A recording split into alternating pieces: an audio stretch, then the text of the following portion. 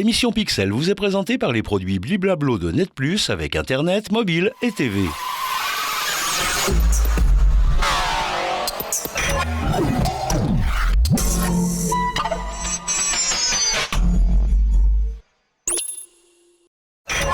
Bonsoir, les parents sont toujours plus enclins à suivre au plus près leurs enfants à la maison, sur le chemin de l'école, voire même en classe ou durant leurs activités. Mais comment s'assurer qu'on n'empiète pas sur leur liberté? On va le demander à notre spécialiste du numérique, Stéphane Corr. Bonsoir Stéphane. Bonsoir Nasrat. Alors, on va le dire tout de suite, quand on parle de contrôle parental, il faut distinguer deux aspects.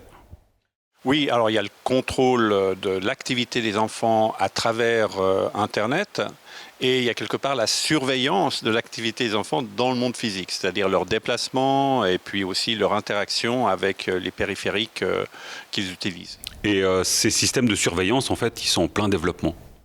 Oui, alors ils existent depuis quand même un certain nombre d'années, mais ils se vulgarisent dans leur utilisation de la part des parents vis-à-vis de leurs enfants. Avec des risques et des dangers réels quand même. Alors oui, c'est toujours une question d'équilibre et de dialogue aussi, et d'accompagnement. Et malheureusement, des fois, ces technologies sont utilisées à l'encontre de l'enfant, un peu contre lui, et pas forcément d'un commun accord avec lui. C'est-à-dire qu'il n'est pas partie prenante de la décision d'utiliser ces technologies. Et il faut faire très attention aussi, il faut faire une différence entre l'enfant, qui n'est pas encore dans une forme d'autonomie, mais qui va dans des déplacements qui sont plutôt structurés, où il a peu de marge de manœuvre de son propre chef, quelque part, et le préadolescent ou adolescent, qui lui commence à avoir sa propre vie, sa début peut-être de vie intime, ses secrets, ses relations sociales, avec des choix qui sont des choix un petit peu spontanés. Et là, ça peut être quand même très problématique de finalement surveiller son comportement. Prenons quelques exemples. Un cas pratique, c'est alors pour les jeunes enfants, ce sont ces montres connectées qui permettent d'appeler tout de suite papa, maman et que les parents puissent le joindre aussi, tout en sachant où se trouve l'enfant. Alors pour les très jeunes enfants, pour ma part, du moment que c'est fait en collaboration avec l'enfant, qu'on lui explique la raison pour laquelle on fait ça, et ça peut éventuellement aller. Après, il ne faut pas que finalement ces technologies remplacent la responsabilité des parents et que les parents se reposent sur la technologie et quelque part pour remplir un peu leur rôle. La technologie est un apport supplémentaire, mais elle ne remplace pas le travail des parents. Donc ça peut amener un petit plus, mais il faut toujours évaluer si la technologie fait sens quand on l'utilise. On a eu ce cas à la dernière rentrée, on avait des systèmes dans les bus scolaires, des systèmes de ceinture qui permettent de savoir si effectivement les enfants sont présents dans le bus ou pas. On pourrait se dire finalement il n'y a aucun problème, mais il y a eu des levées de boucliers.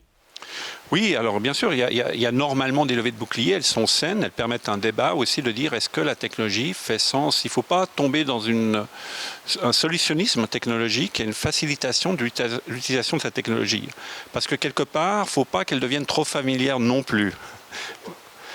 Parce que finalement, on commence à éduquer les enfants avec certaines technologies de surveillance. Ils deviennent adolescents et ils ont l'habitude de ces technologies de surveillance.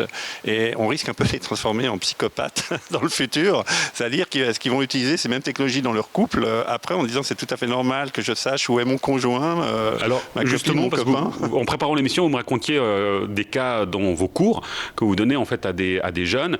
Et il y a une perception qui est différente. Oui, alors il y a une vidéo qui circule sur TikTok, c'est une forme de challenge où les gens répondent à des questions et c'est des couples qui disent j'accepte ou j'accepte pas.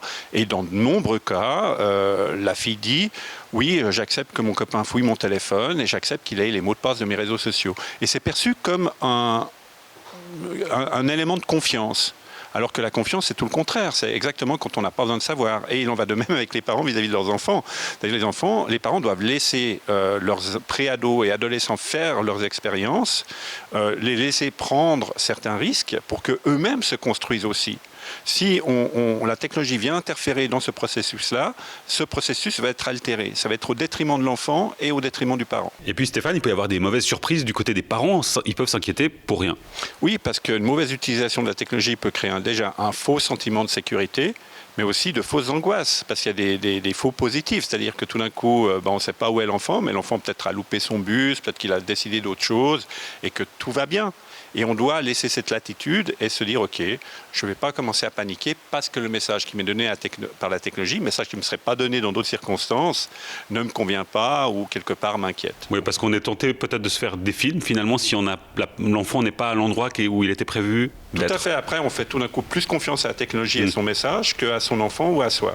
Donc ça, c'est le risque. Merci beaucoup, Stéphane Corr, Avec plaisir. pour vos conseils et vos explications. Merci à vous pour votre fidélité. On se retrouve très vite pour un nouveau numéro de Pixel. Ciao.